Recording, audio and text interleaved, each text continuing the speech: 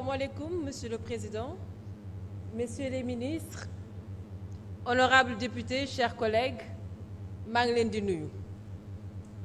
Dëgg ngeen bëgg a xam wante ñun tamit dëgg lañ bëgg a xam. Nous voulons la vérité et je vous en donne notre parole. Sauf que la seule différence, que nous voulons toute la vérité. Il faut pas que ñu réeral Sénégalais yi parce que ñoo yore seen baat. Ay divergence am na, manque d'incompréhension bu réel bu sincère am na ci lii nga xamante ne ñu ngi ko bëgg a def, mais lu ko waral ñàkk a diisoo, ñàkk a waxtaan ak ñàkk a expliquer lu leer lu Sénégalais yi mën a nangu moo ko waral. Parce que nit dina nekk ci dëgg, nit dina nekk ci dëgg wax li mu bëgg mais leeralu ko nit ñi opposé wu ci te dafa mel ni loolu dinañu dal ci biir assemblée. ku boom Baye Cheikh Diop man mii dama ko bëgg a xam.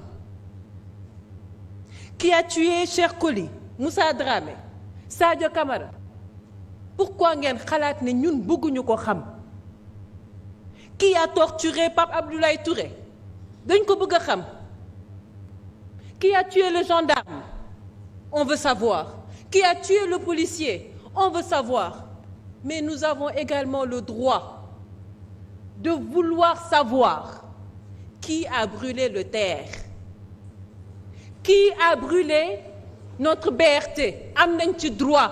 Il faut être des démocrates jusqu'au bout. La justice, oui, mais la justice pour tout le monde. Et cette justice, elle ne doit pas être sélective. Vous savez, li ñu war a moytu dafa am loo xamante ne dañ ko xeex yéen ngeen jiitu ci xeex bi ba yàlla jël nguur jox leen ko. Li jara moytu man ku ma xam-xam nga ni duma tontonte ndaxte dama silvissé. ku jara moytu li ñu jara moytu mooy teguwaat ci yoonu def li nga xamante ne dañ ko doon xeex ba tey. Parce que les Sénégalais, ils ont encore besoin d'espoir. Les Sénégalais, ils ont besoin de travail. Les Sénégalais, ils ont besoin de solutions. Monsieur le ministre, nous voulons la justice. Et nous comptons sur vous pour la justice.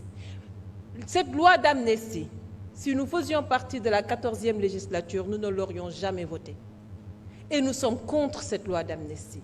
Et si aujourd'hui, le débat était l'abrogation ou non de cette loi d'amnistie, vous comprendrez beaucoup mieux nos postures et nos positions. Mais là n'est pas la question. On veut aujourd'hui interpréter une loi d'amnistie.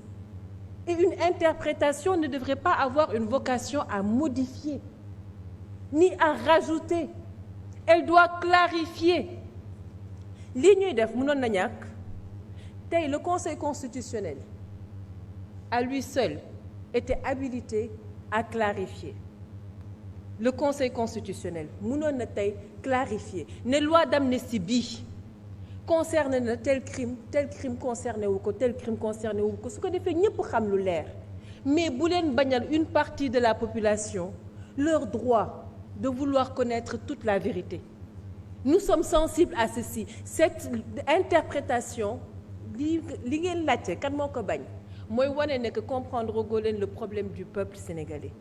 La majorité sont en train de se demander pourquoi eux non plus n'ont pas droit à la justice, pourquoi eux non plus n'ont pas droit à la vérité. Moo tax Sénégalais yi ginnaaw bi ñu bëggee seen dëgg bëgg justice bëgg jàmm bëgg baalante loolu tamit dëgg la. Vous savez, en Afrique du Sud ils l'ont fait mu tuddoon vérité et réconciliation. Aujourd'hui, on vous propose de mettre en place une commission vérité et réconciliation. te mu am yoon boo xamante ne foofu lay jaar. Parce que pour que la vérité soit rétablie, il faut que les faits soient clairs. Ça va de soi. Il faut que des enquêtes soient menées, mais surtout les faits. Ku nekk xam fi nga féete. Loolu mooy li ñu bëgg. Mais surtout les faits. Et ensuite, on parle de réconciliation. Et ensuite, on parle de pardon pour ceux qui veulent pardonner. Et enfin, on pourra parler d'indemnisation. Donc, bu fekkente ne tey loolu la askan bi wax, je pense que mën nañ see d'accord. Merci. Merci beaucoup. Honorable Awa Seck. Honorable Mayabe Mbaye se prépare.